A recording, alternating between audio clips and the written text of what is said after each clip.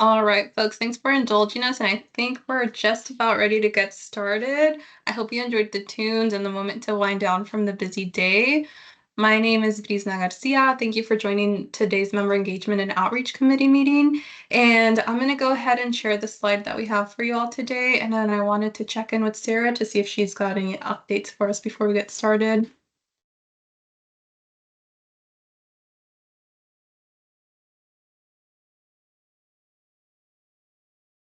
Thanks, Brizna. Yes, hi everyone. If I haven't met you before, my name is Sarah Miller. She, her are my pronouns, and I am the Engagement and Collaboration Manager for the CCO Quality Assurance team. Brizna will be our facilitator today. She's an engagement analyst on our team. She'll be filling in for Veronica, who is on a much needed vacation today, but who normally runs or facilitates these meetings. But we have a pretty cool agenda today. And yes, we always are looking forward to feedback from you all as well. So if you have any thoughts during the meeting or you want to follow up with us, please do so. Thanks so much, Sarah. And again, my name is Brizna Garcia, and Veronica will be back next month leading the calls. So I'm going to do my best to fill her shoes today. And so for today's agenda, we have welcome and some announcements from Sean McAnulty, and then we're going to dive into review on CCO member materials with Janet Erb. We've had some recent questions and trends that she'll be able to give us some clarity on, so looking forward to that. And then we have Trillium Community Health Plan for our CCO Spotlight with Lauren Hamilton. And after that, we'll get into the HRSN updates with Sharissa Young. And we'll close out with a roundtable and a poll that everyone's invited to participate in. But yeah, so kicking us off with enrollment and eligibility updates, I'll pass it over to Sean. Sean, go ahead.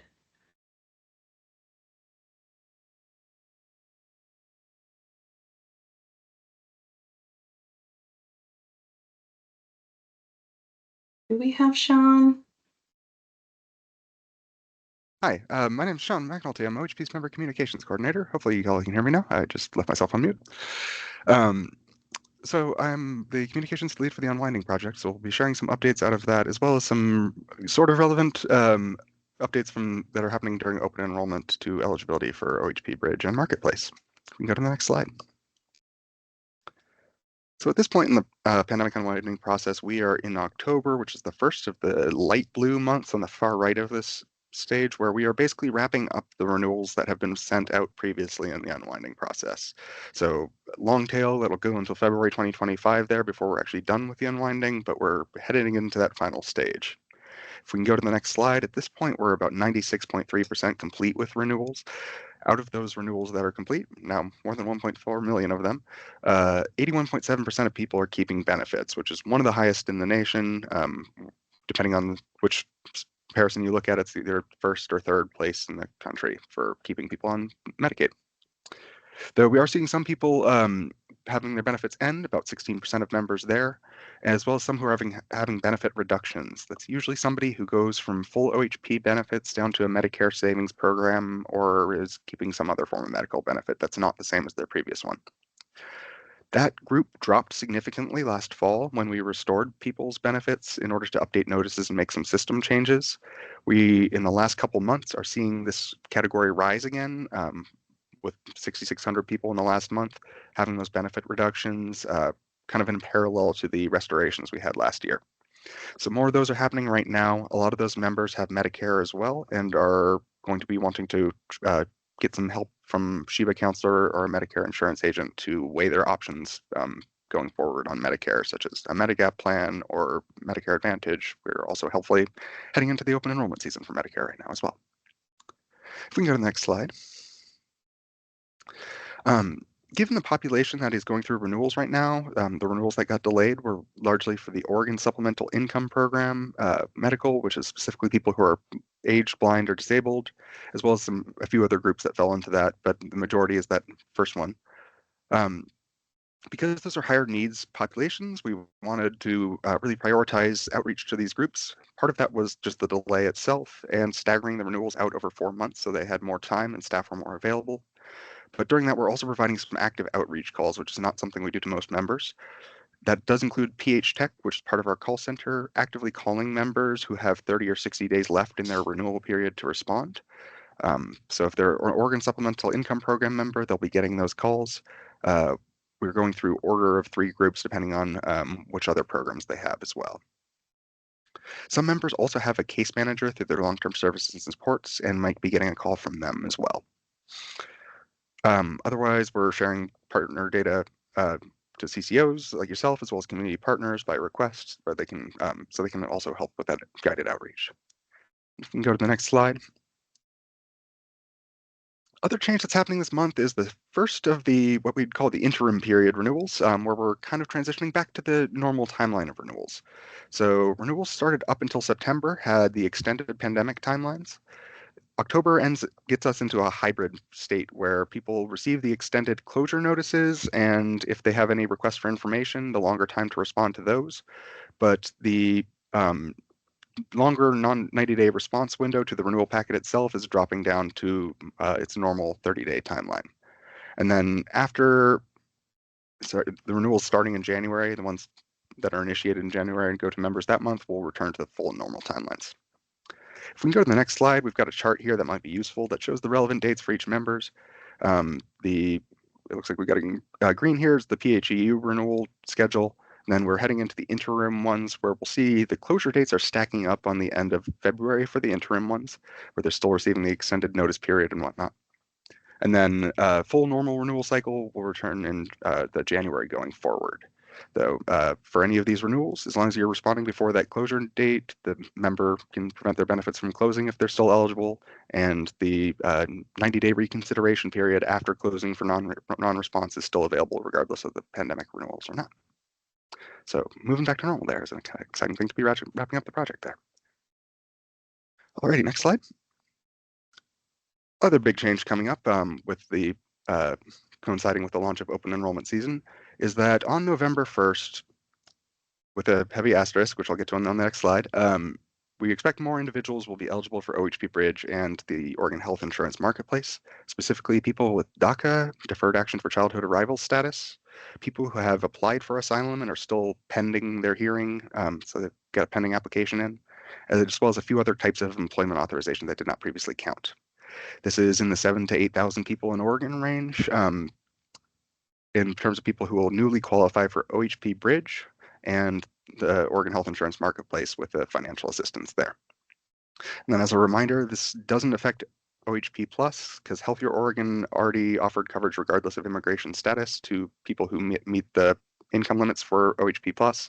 It's the higher income OHP Bridge group and the Marketplace groups that are affected by this. If we can go to the next slide, there is some significantly uncertainty left to this. There is really 2 pending court cases related to DACA, one related specifically to this change that had a hearing yesterday in North Dakota. The judge is waiting to hear back from North Dakota about impacts to the state. It might be, so there's a possibility it might be delayed or halted or unwound after implementation through that court case. There's a similar case happening for DACA itself. Given the uncertainty and the fact that we do not know when we will know for certain when this is going forward, both Oregon and the federal government's plan here is to go forward and launch this in November unless we are told otherwise. There will be more communication coming out right as we approach the 30th saying this is going forward. We will be doing a press release and whatnot announcing this exciting change for folks, though there is this uncertainty layer where if a court case happens, the court puts a stay on it or something before now and then, we will have to respond and not implement if that happened. So updates will be provided through our channels, including these meetings and weekly updates on all the things that we can do to get this out there to members. So there is some uncertainty there, but we will be announcing this at the end of the month unless you hear otherwise from us. So we will be putting out communications in either event, whether this is a positive, whether it's the positive or negative situation. Otherwise, for open enrollment, we do have some general promotions happening as well. If we can go to the next slide. We have, with the Marketplace enrollment season beginning on November 1st, that does also result in us wanting to advertise to OHP Bridge members and speak to the people who will be moving from Marketplace to OHP Bridge. We're preparing some transition page content that's speaking about those Marketplace referral situations when people are moving over. and also putting out some advertising that's very intentionally marketplace and OHP bridge targeted. So we're trying to get people who are currently uninsured to the program that they're eligible for, regardless of which one they qualify for. Many of these members are going to qualify for regular OHP. Many will qualify for bridge, and the marketplace is likely the largest majority of the uninsured. So we've tried to make those program agnostic and encompassing of all of those. Then we will also have the press release coming out from the OHP side of the channels, not just the marketplace's normal federal advertising. Oregon Health Insurance Marketplace does its own promotion as well. Since we have that OHP bridge component this year, you're going to see a little bit more out of the rest of the channels this year as well. Also wanted to mention that there's a new flyer available on the OHP Bridge website that is following that same logic of being very broad in terms of which coverage you're eligible for. That's available now in 14 languages. We will also have a rack card going up within the next week, as well as some social media posts in 7 languages. ohp.oregon.gov/bridge is the page for that. Other news that came out at the end of the last month was the Oregon Health Insurance Survey results, which are how we measure our uninsured rate in Oregon. The headline out of that was 97% of Oregonians have health insurance and only 3% are uninsured. So some great news there. That's a stark change from before the Affordable Care Act, where nearly 15% of people didn't have coverage. The Latino insurance rate has dropped even more starkly from 27% down to 7.7%. So there's still some disparities there, but you're starting to see a lot of effect from some Oregon-specific policies as well. Healthier Oregon made a huge difference there, covering up to 90,000 people now. We've also got OHP Bridge, with creating a new benefit for people with higher incomes. We've got the success of keeping people on OHP during the pandemic unwinding, as well as the new continuous eligibility rules that are keeping more than 60,000 people covered longer than they would have, and keeping them covered for 2 years predictably. All great things. So we're really starting to see some effective Oregon's policy choices there. That also, on the next slide, comes with a dashboard, which has some really useful data for CCOs as well, about the local uninsured. This is useful both for CCOs trying to do any outreach to the uninsured, as well as partners in your area doing the same. This can break down specific uninsured rates, some ethnic and demographic cross-tabs with these different things as well. So on this slide, I've got the uninsured rate by county map on the right side, as well as the counties with the largest raw total of uninsured population. So that's been really useful for guiding our advertising and whatnot. So just wanted to share some of those updates with you of some of the new tools that came out. If there's any other questions about the unwinding renewal changes, DACA changes as much as we know at this point, happy to take any questions. Otherwise, thanks so much for having me.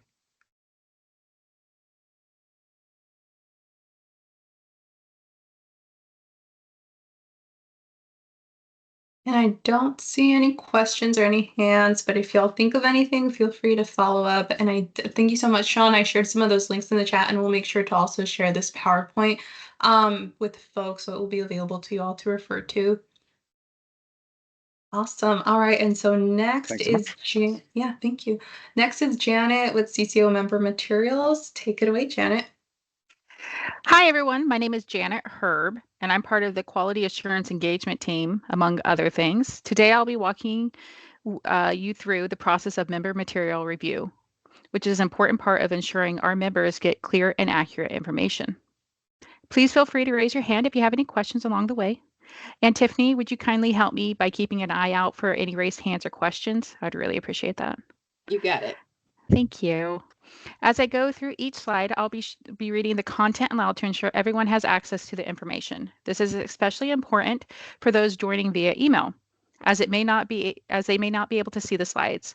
It also helps promote equity and ensuring that everyone, regardless of how they're accessing this presentation, has the same opportunity to engage and understand the material. So let's begin. So why are we reviewing this again? Well, it's not just about checking a box. We review member materials regularly to ensure that they are accurate and compliant and easy to understand. Laws and regulations change. Healthcare services evolve, and we want to make sure members have the most up-to-date and accessible information. It's also about equity and making sure that no matter how our members receive this information, whether in print or digital or over the phone, it's clear and inclusive. These reviews help us remove barriers to care and keep everyone informed about the services they're entitled to. Here are some things to consider, the why, if you will. We do this because our goal is streamlining the process for you all. We adhere to the guidelines so we all can avoid those really great emails that say corrections needed. As a good colleague once said, information can be a barrier to getting care and staying healthy. We want to make sure to build trust with our members and the people we serve. When we ensure that structural rules and procedures are in place, it helps break down systematic barriers and promotes equitable access to healthcare for all who need it. Information that is easily to understand, which makes healthcare better and accessible for all. Can we go on to the next slide, please, my friend? So these are some of the things that we will be covering during this review. We will be covering when to submit edits, types of submissions, processes and timelines, checklists for materials, readability, plain language, language access, fonts and formatting, and FAQs. So the question comes, why does OHA need to approve all these materials? Well, per the contract and OARs, CCOs must submit member material notices, informational and educational materials, marketing materials to OHA for review and approval by the CCO engagement and collaboration team prior to sending to members. This requirement is outlined in Exhibit B, Part 3, Section 4, Paragraph G, the OAR 410-141-3575, Paragraph 2A, and then additionally 42 CFR 438.10 C5. We review all the CCO member-facing materials to ensure that they meet state and federal requirements and that this information is accurate and easy to understand. CCO contract deliverable portal. Also, just a heads up, you have to have credentials. And if you need any help, please go ahead and use the account request form to add or remove users. Also, just a friendly reminder, this will be available at the end of this meeting, all these slides. So you're able to have access to all the requirements that have been outlined. Go ahead. So when do we need to submit? When there is no submission needed, document was approved. The document that you want to submit does not need to be submitted. It was approved within the last 12 months. Additionally, contact information or date changes and minor formatting changes. So all those don't need to be resubmitted. When a resubmission is needed is when a document was approved more than 12 months ago and there are changes to the document's messaging.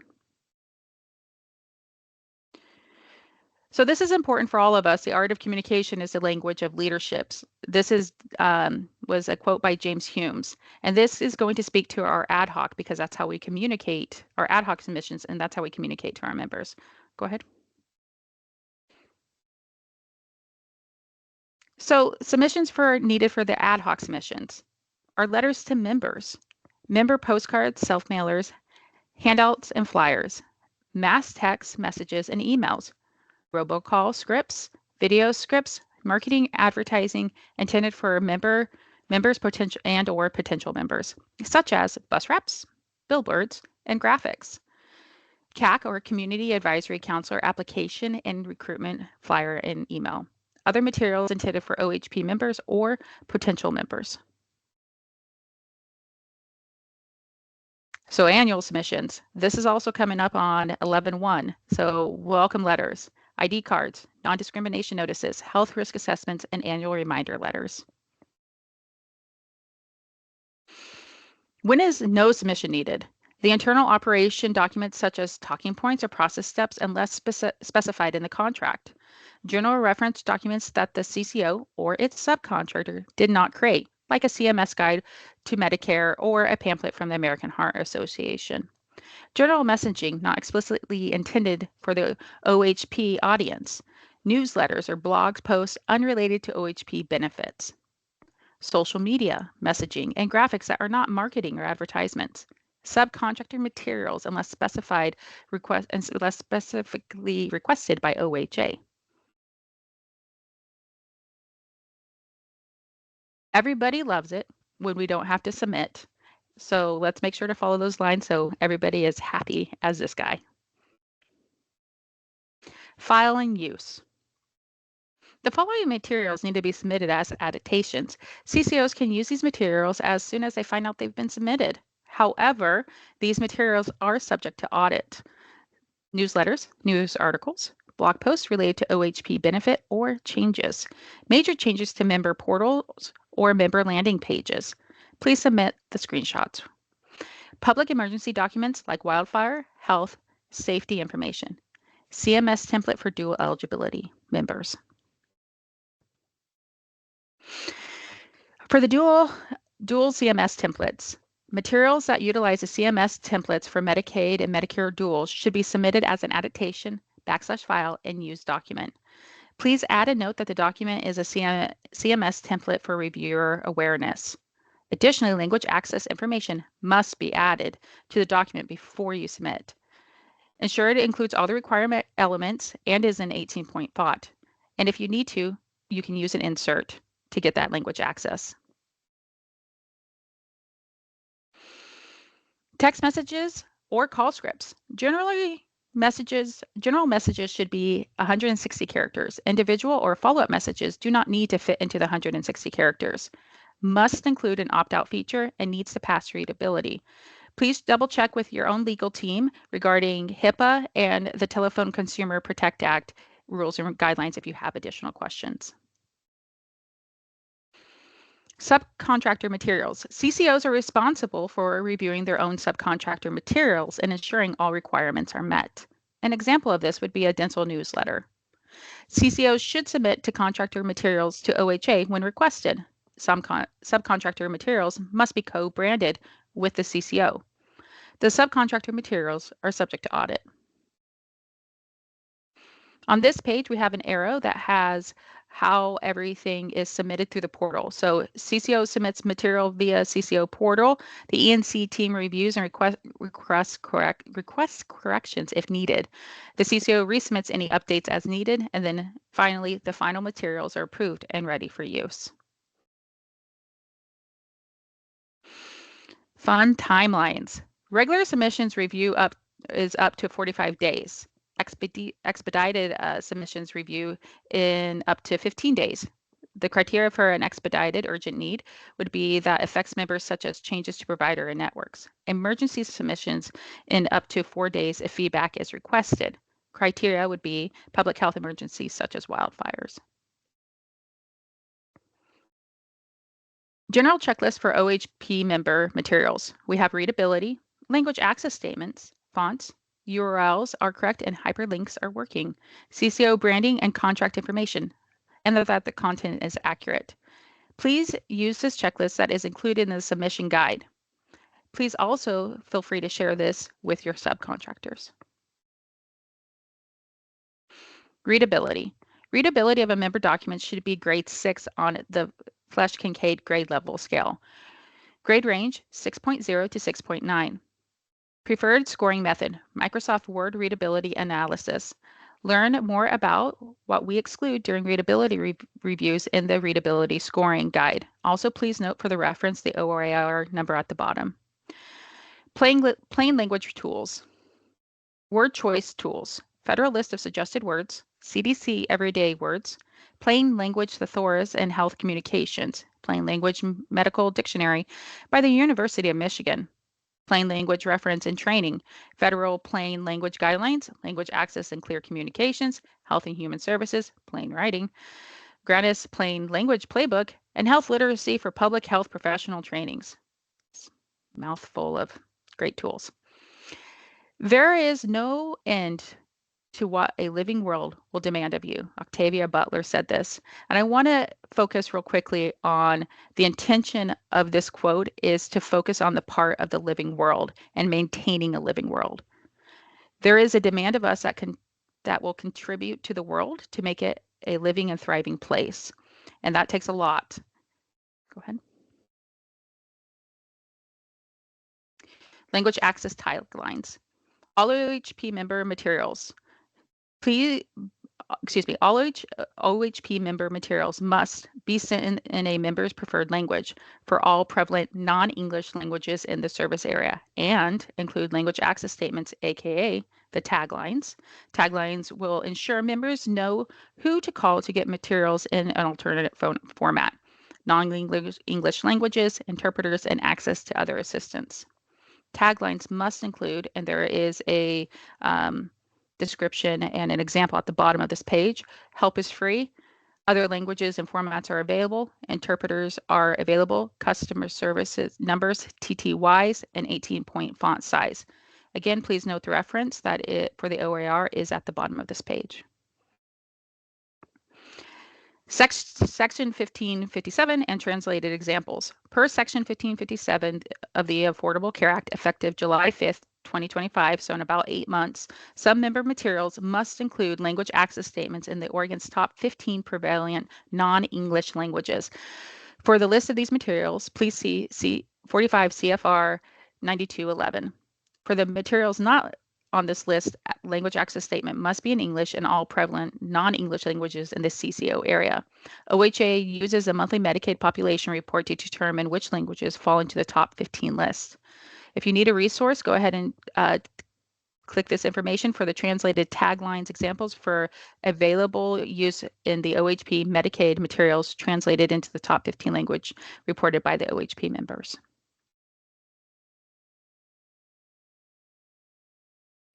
Font and formatting. Minimum font size for member materials, 12-point for regular text, 18-point for larger text. Language access statement must be included at 18-point font. This requirement applies to all text, including headers, footers, and graphics. Preferred font type is sans serif. I have a hard time with that one, sorry. Standard typeface, including Arial, Vendetta, and Tahoma. Condensed format is not preferred because the narrow set widths are difficult to read. This is a best practice, not a requirement. The color, the contrast color ratio must be at least 4.5 to 1 for regular text and a 3 to 1 for larger text. Go ahead and check your colors with the WebAIM contrast checker. Now we're going to be heading into the frequently asked questions. Do postcards still need language access taglines in 18-point? Yep. Postcards still need language access tagline in 18-point font. Because space is limited, the expectation is including at least one tagline in the same language as the document. Another question we get is, what is co-branding? Co-branding is ensuring any subcontractor documents include a CCO logo and other branding. Members have expressed confusion when receiving materials from companies that they do not recognize. If somebody doesn't trust the information, they're not likely to act on it. And how do we know what's excluded in readability checks? OHA created a readability scoring guide to remove any guesswork. The guide and other readability resources are available on the Quality Assurance Materials Submission and Review page. On this page is about resources. So all this information that was shared today in this presentation will be found on the member materials submission. Please visit the page for information, including resources and the frequently asked questions. If you have a question that's not listed on the FAQ, or if you have a request for a specific resource, please go ahead and contact us at the email for the CCO engagement team that will be dropped in the link in a moment, or in the chat in a moment. So finally, I know that was a lot of information, and I wanted to say thank you for giving me your attention today.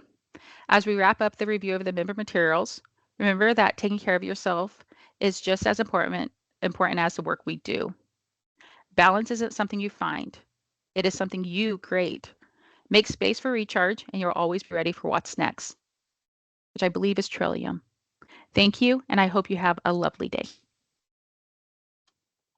Thank you, Janet. And we have some extra time, so I'll open it up for any questions. If anyone has questions, feel free to unmute yourself, raise your hand, or drop it in the chat, whatever you're comfortable with.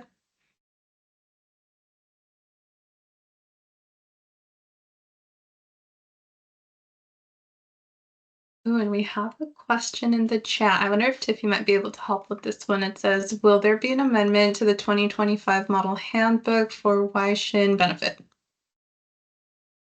So we're gonna have to take that back. Potentially it'll be like a mid review amendment, but we'll let you know in the next week or two when that'll come out. But that is a great question, and thank you so much for asking it, Kelly. This is something that I think that we've talked about a little bit before, but our group does manage the model handbook. And so if there are suggestions that you guys have to make it better, or questions or things that maybe we've neglected or overseen, we would love to hear that feedback. I know we have heard from certain CCOs about adding additional items. So thank you for asking that. And we implore you to send additional feedback or questions our way. We want to help us help you in terms of how we can make this better. So thank you. I have a quick question. And before I ask it, I want to let you know that I'm super new to this world, so this might not be the right space to ask, and that's okay. But I'm curious what is available for those that are incarcerated. Anything? Go ahead, sorry. I was just gonna say, like, as far as materials. Yeah, as far as so recently I encountered somebody that works at a prison, and his frustration is that those that are incarcerated that are being released have to start the process once they're released, which can create a little bit of a gap. And so anything that they could start working on while incarcerated, so that when they do get released, that process has been started. Any materials or any resources would be welcome. Thank you for that. We actually have a full carceral work group, and I think it's in Medicaid. It's under our policy section, and so I'll pull some more information and see where it is. But I know that was one of the things they were considering, is like materials and access to the internet and things like that. So I'll pull that and then send you an email with some more information. Thank you so much. I appreciate that. Yeah, great. Would you like me to put my email in the chat? Sure. Yeah, that would be lovely. Awesome. Thank you.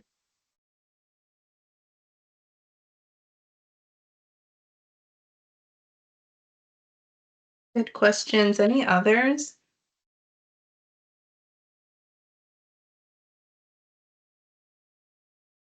And if not, if you think of other questions, we have dropped our email in the chat, so feel free to reach out at any point. If you wake up in the middle of the night with, oh, I forgot to ask this, please send it our way.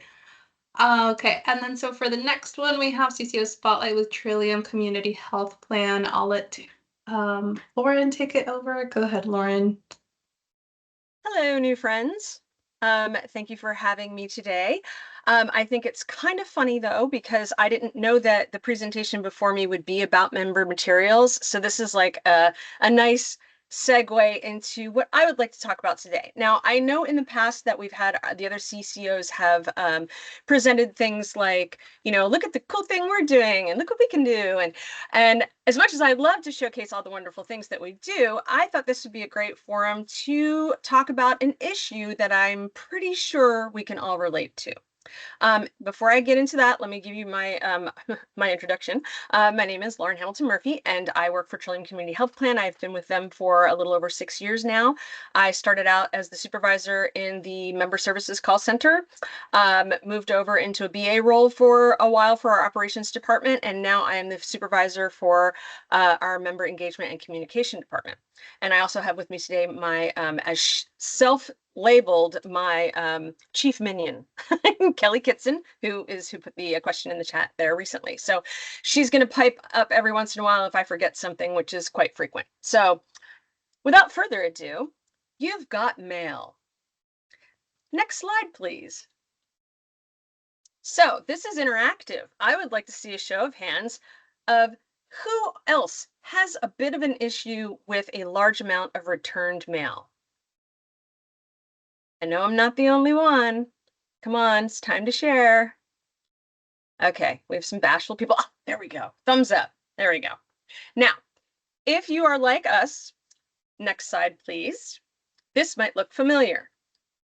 This was a single day of returned mail that we received for brand new members. These are their welcome packets.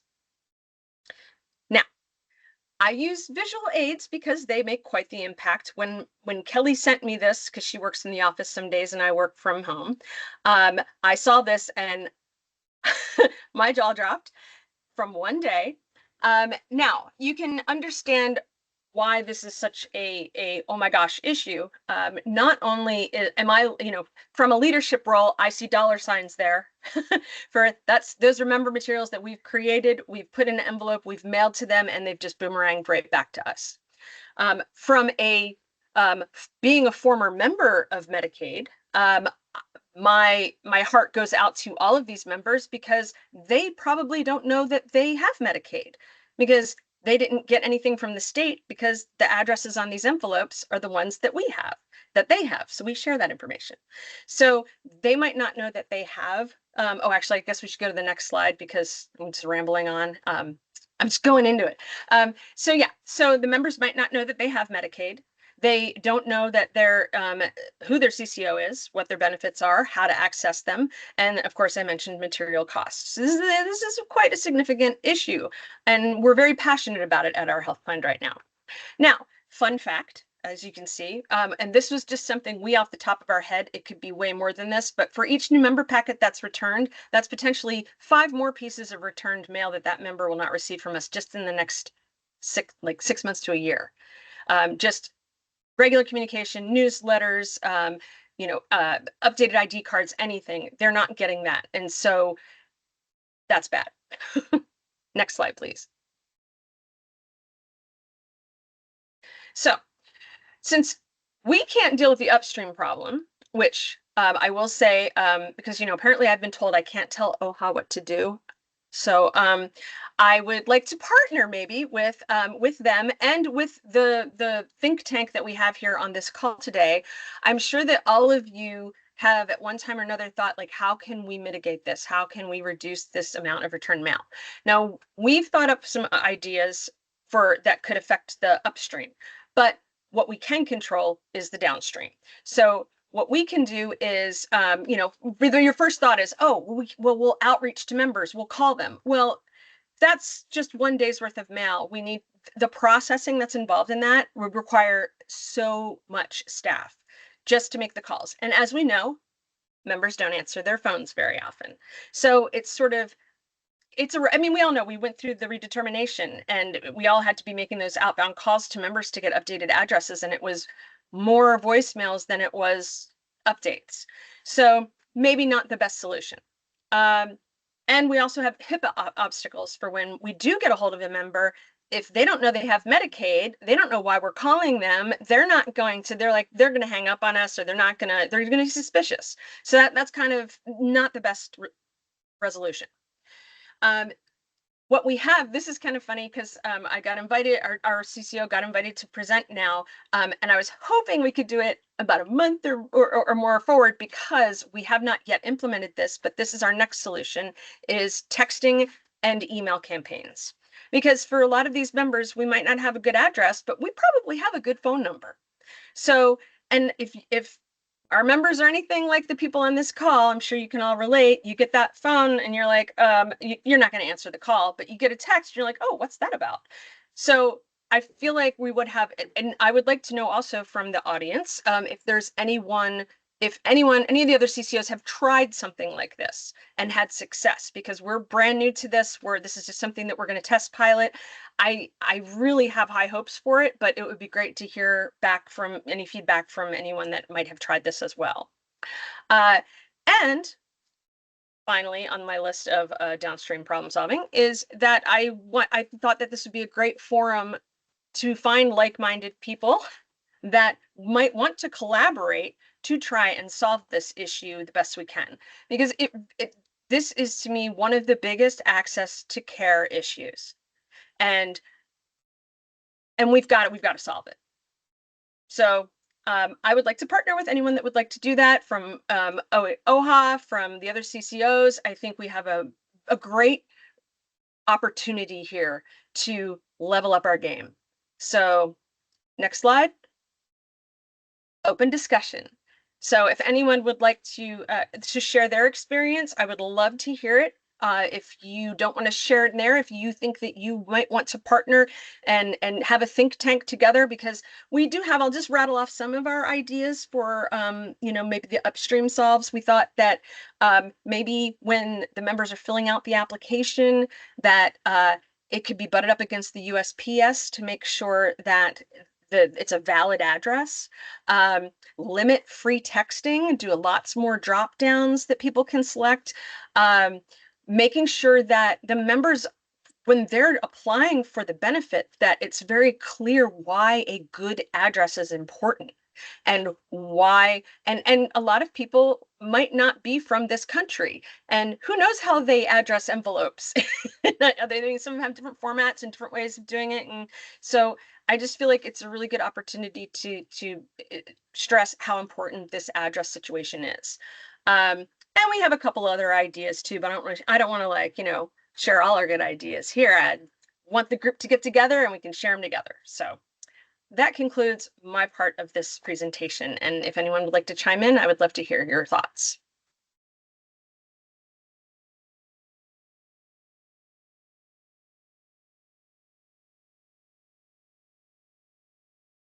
I see Kelly's hand up. Go ahead, Kelly.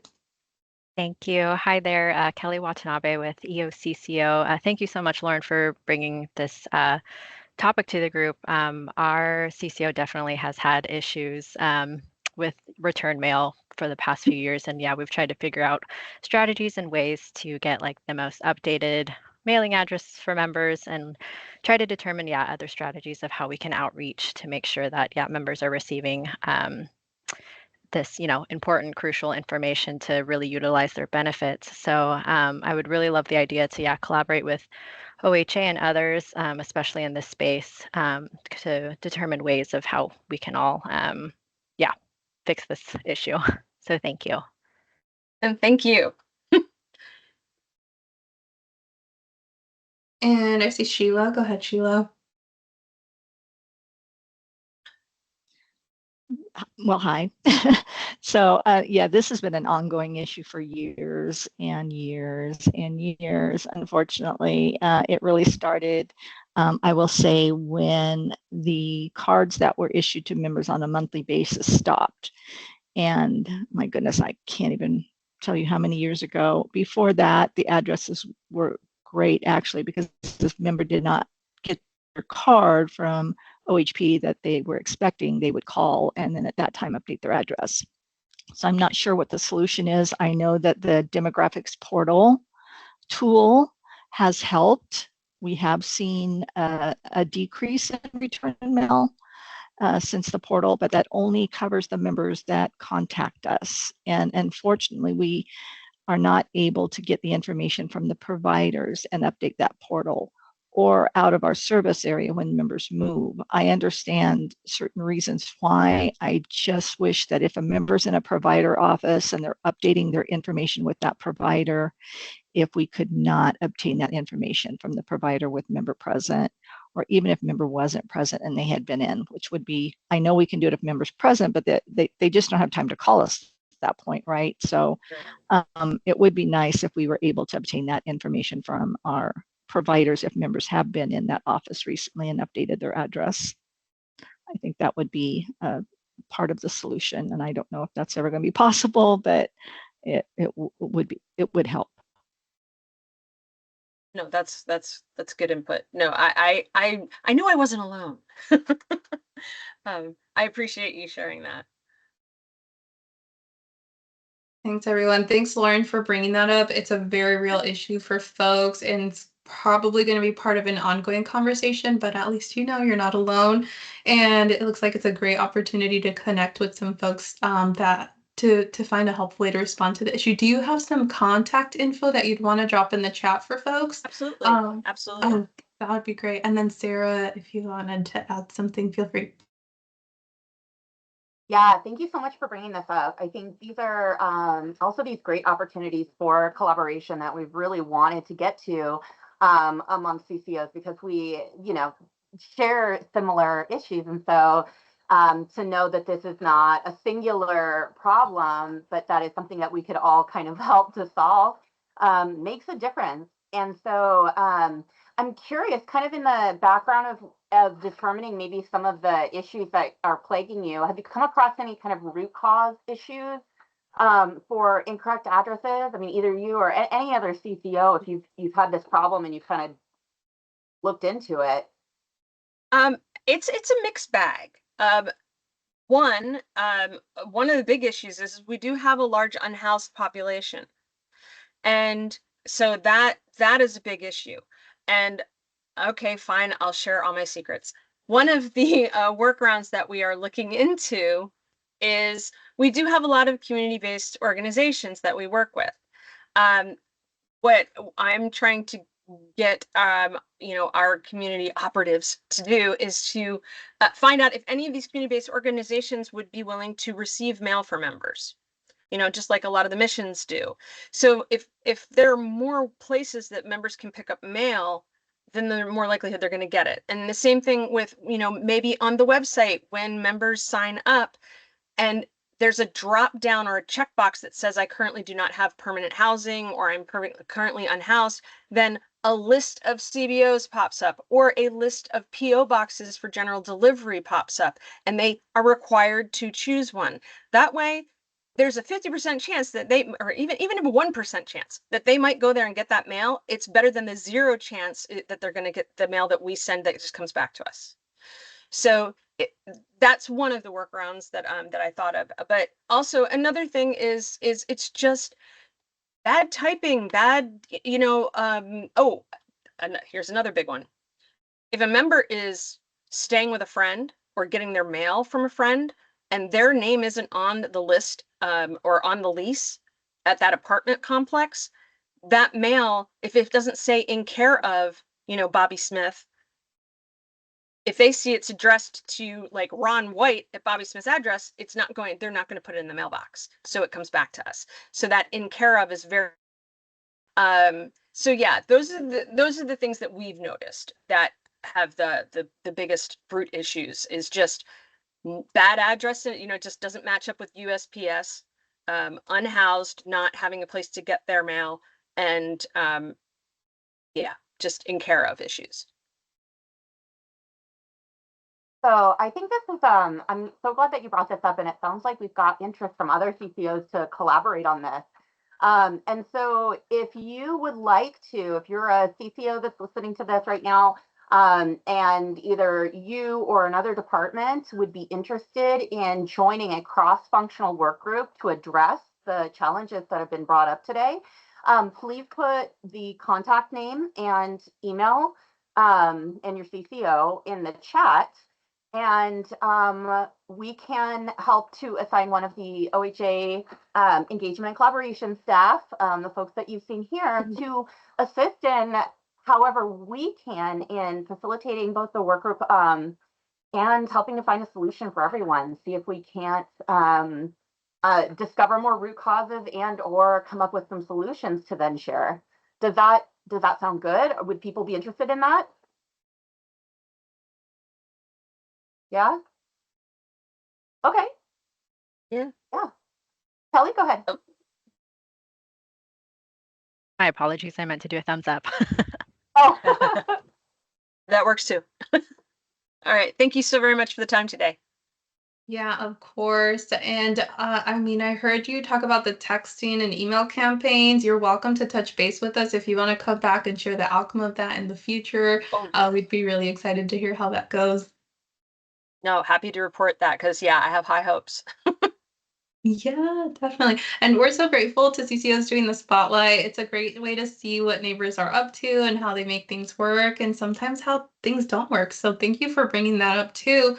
So if you guys are interested in presenting with us in the future, you're more than welcome to reach out to us. Okay, and then next we have HRSN materials update with Sharissa. Sharissa, if you're on the call, whenever you're ready, go ahead. I am. Hey, everyone. Thank you so much for having me here today.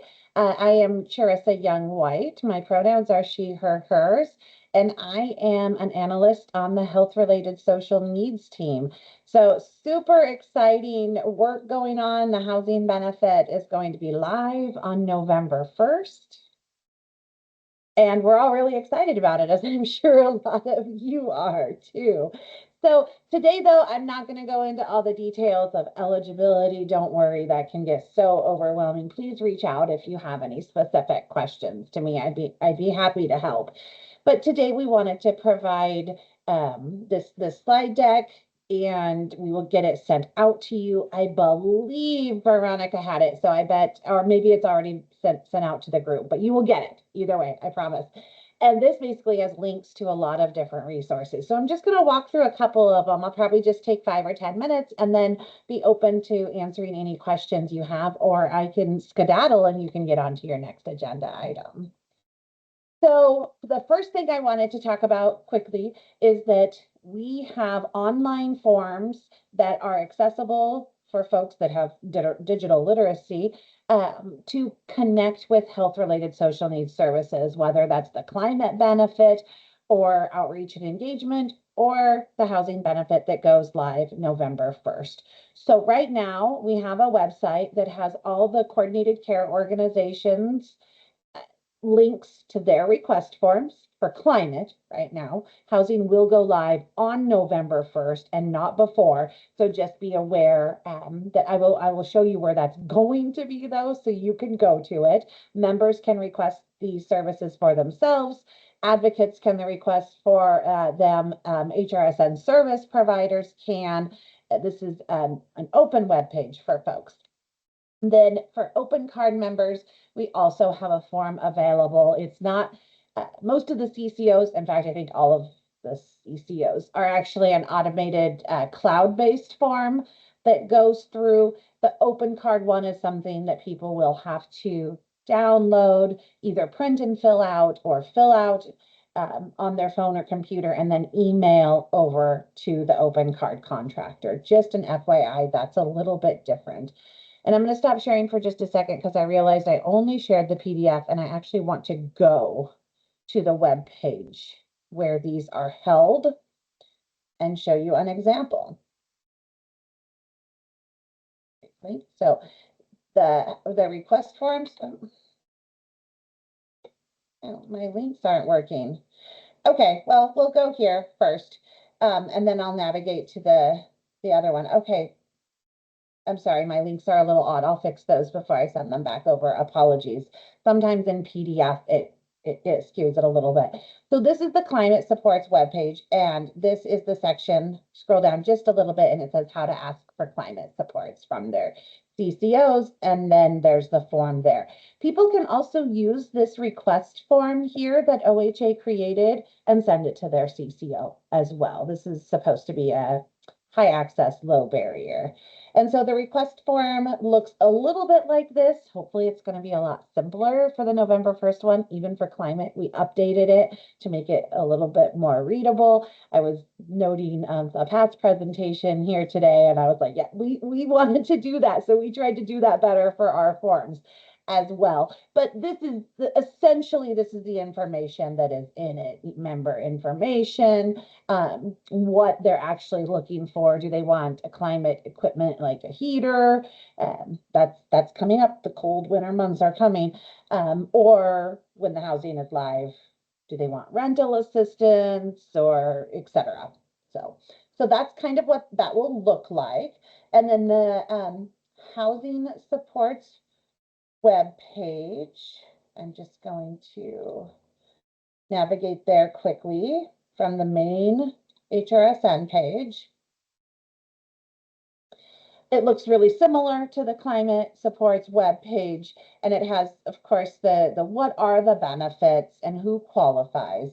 And then right under that, so how to ask for housing supports, there's a holder there for now.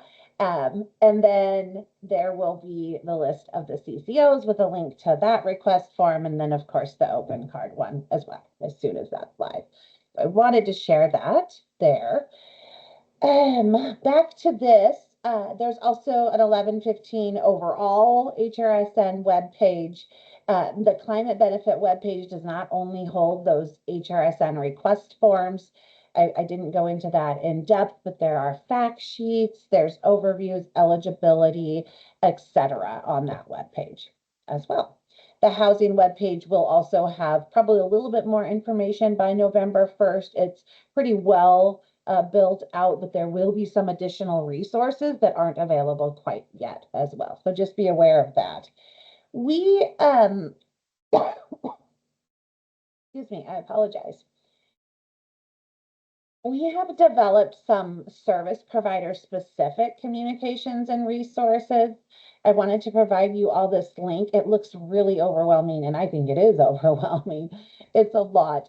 But members can absolutely come to this if they want more information or it's really helpful. We just try to balance that. Is this too much information? What information do members really want to hear versus what do like an HRSN service provider, what do they need to hear? How do they need to get this information in order to be able to enroll and serve our members? So there's a lot of info here. But I think a couple things will be really interesting to members as well, which is something like this housing benefit fact sheet. And this talks about what are HRSN benefits, but what are housing supports? And it has the details of, okay, rental assistance. What does that mean? Well, it could be 6 months of back rent. It could be a few months of back rent, a few months of forward rent, etc. And then, I'm so sorry. I may just take a drink of water really quick. Thank you. And then some details on what these benefits really mean, and hopefully in plain language to a certain extent. We know it's not the easiest to understand, but doing the best that our plain language experts have for readability, etc. There's a little bit more information on who qualifies and some details on how to access the benefit as well. Again, we want to get people connected with their CCO or open card there. So that's just an example of the forms that are available. There's also some really specific things that people might be interested in fee schedules, but definitely service providers need to know how much they're being paid for these services, but members can absolutely access this as well. There are also some trainings, some videos of housing sessions, HRSN partner work groups, and CCO meetings that might be interesting to folks as well. So that's on YouTube. So there's some links there, as well as provider trainings, how to enroll. There's trainings on trauma-informed care available. Those occurred, I think almost all of them, except for the enrollment one, occurred live. So there's questions and answers throughout, but it was recorded. The slides are posted, the recording is posted. And I believe those are in English and Spanish. And I really think that's it. I was pretty fast there, but do you have any questions or do you want me to click on any link to, so you can ask a question? I'm just open to being here. That's a great question. We do have some extra time, so if anyone wants to see a page in deeper detail or has a question, you're more than welcome to share.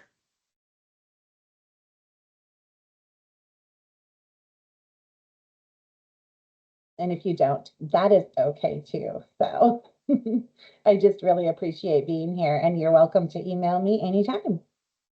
Thank you so much. We really appreciate having you, and I know I'm looking really forward to seeing these services in action and getting members to tap into more kind of assistance that they need. Me too. Thank you. Yeah. Okay, and I'm gonna go back to sharing my screen if I can remember how to do that.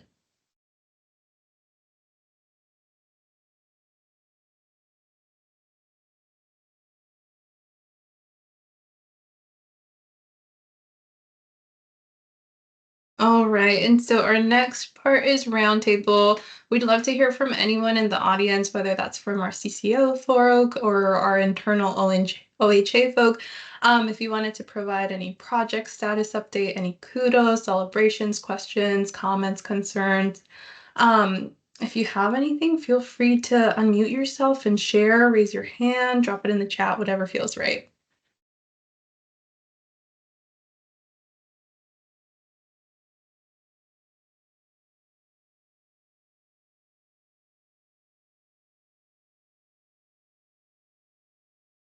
And if you don't have anything, this section is recurring, so you can always bring items to future calls, or you can send us an email. And so, okay, oh, and we did want to talk about our next call. So our future meetings, well, if you want to submit topics, there's a submission form that you can submit through. And so that'll get to us, and we'll be able to see what you all want to hear about. And I'll drop that link in the chat.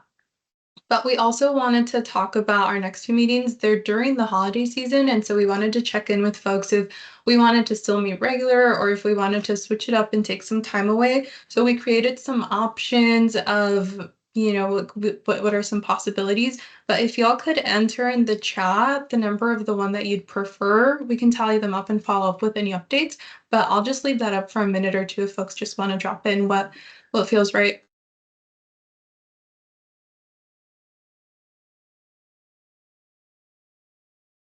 And it might be helpful too to Brisna, if we gave them the information on when the dates are too, if folks are not aware. It looks like we're getting good feedback in. Yeah, good flag, Sarah. Thank you for that.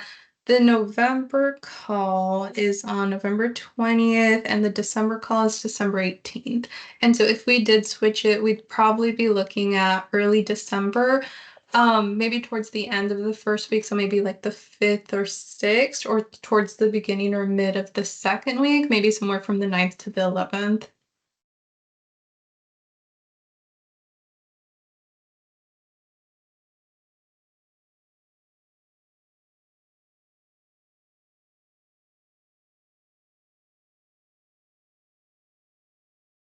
Seeing lots of threes, and I'm not biased, but that was kind of my favorite too. So I'm glad that folks are looking forward to still having the call, and then maybe we can merge them a little bit. But feel free to keep sending those in if you still haven't voted. And then for our last slide, last but not least, our MEOC are usually every third Wednesday, except for this next holiday ones. But if you want to get some updates, or sign up for it, you can either scan that QR code, or I'll drop the link in the chat and you're welcome to sign up for it. But yeah, and then we'll also make sure to upload slides, and the agenda is already uploaded, but we'll upload the PowerPoint to our MEOC website, and so you're always welcome to submit that. But yeah, thanks so much everyone for participating. Everyone being in the space is sharing thoughts and ideas really makes a huge difference and an impact on our members. So we really thank you, and we're looking forward to seeing y'all next time. Thank you. Thank you. Thank you. Bye everyone.